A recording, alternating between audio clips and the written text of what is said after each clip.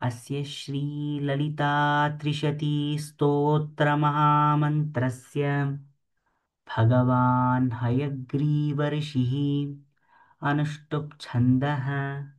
श्रीललिता महात्रिपुरसुन्दरी देवता ऐं बीजं सौः शक्तिः क्लीं कीलकं मम चतुर्विधफलपुरुषार्थे जपे विनियोगः। ॐ अस्य श्रीललिता त्रिशतीस्तोत्रमहामन्त्रस्य भगवान् हयग्रीवर्षिः अनुष्टुप् छन्दः।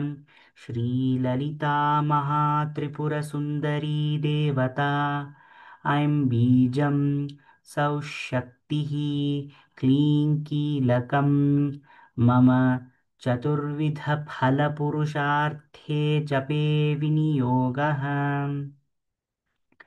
अथ ध्यानम्।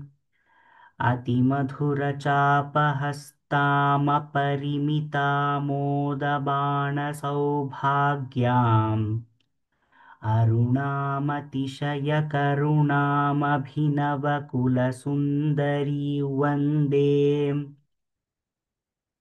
अथ ध्यानम्।